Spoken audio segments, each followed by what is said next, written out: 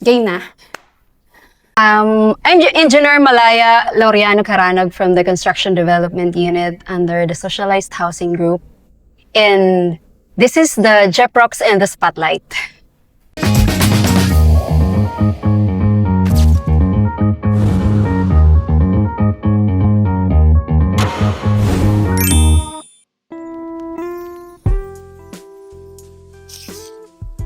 Ano ang pinaka-enjoy o pinaka-fulfilling na bahagi ng trabaho mo?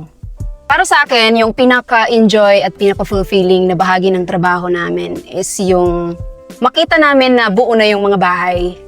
Yung minsang pinapakita sa mga culture day, yung mga bahay na naka-aerial shot, yung meron ng mga bubong.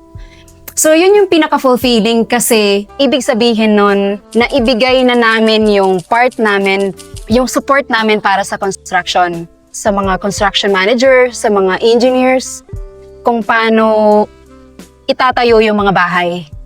Malapit na siyang, kumbaga naririnig mo na ito turn over na ito sa mga ganitong month, i-deliver na sa mga homeowners. So parang, ang sarap sa pakiramdam kasi naging bahagi ka dun eh. Isa ka sa malaking part nung progress, nung mabuo yung mga bahay na yun.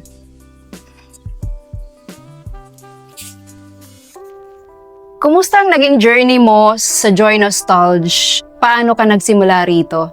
2018, nag-apply na talaga ako sa Joy Nostalgia and then nag-antay ako ng mahigit isang taon hanggang sa accept na yung application ko sa Joy Nostalgia. Bali, COVID-19 yung year na yon. Kailangan ng employee doon sa materials ng NAIC. So doon nagsimula yung journey ko sa Joy Nostalgia. Medyo nag-antay and then year 2020, naging part na ako ng Joy Nostalgia hanggang ngayon. Bilang material engineer, ano ang ginagawa mo sa isang normal na araw? Ang ginagawa kasi ng materials talaga is more on requisition ng mga kakailanganing materyales para mabuo yung project. I mean, yung requirement niya ng isang project na yan.